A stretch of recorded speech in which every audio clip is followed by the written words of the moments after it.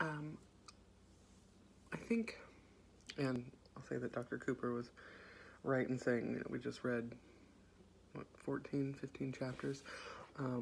There's a lot to take in about this concept, but I was thinking about what really stood out to me while we were reading this text and watching these videos. And I think the two biggest points that kind of embedded themselves in my brain, one a little more vague, was the notion of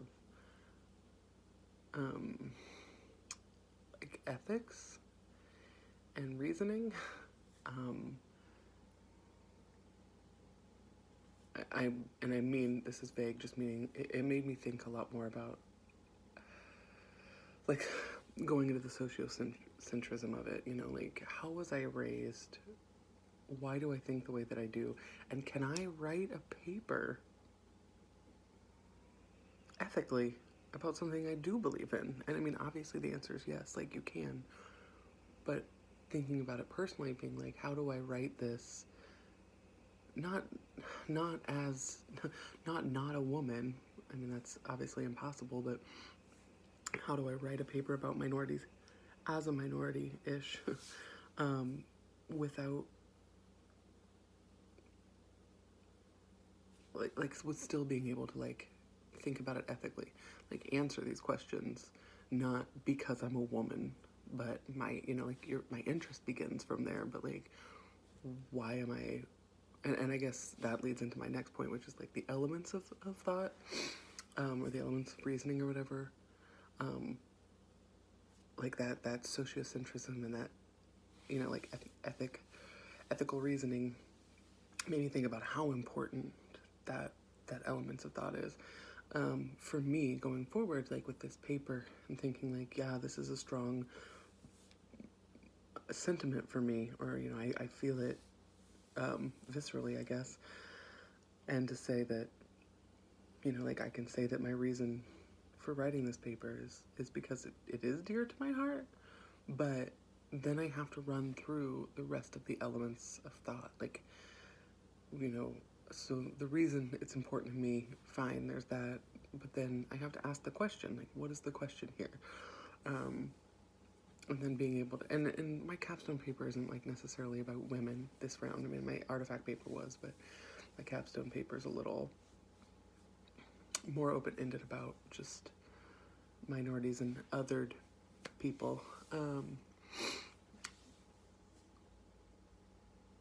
Anyway, just thinking about how important and necessary it is to look at that paper and make sure that I'm following those elements of thought. And I think going forward, like, I mean, I even think about like Facebook posts. I mean, I don't even get on Facebook anymore. I hate it.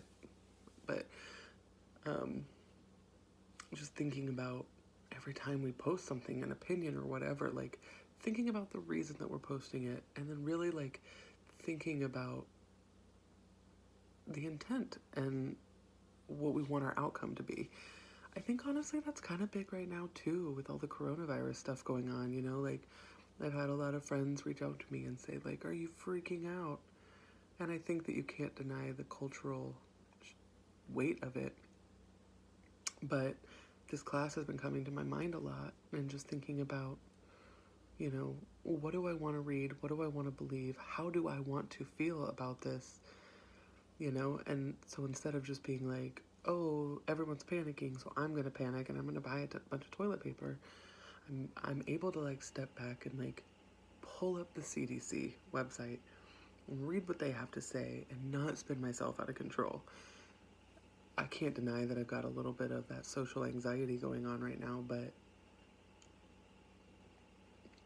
I just think this class, this course, all of this material has helped me really understand how important, I guess, reasoning is. Like, from that first step of like your purpose all the way down to your implications and consequences. And really want to utilize that in my capstone paper and make sure that I can answer every single one of those questions when I'm done with it.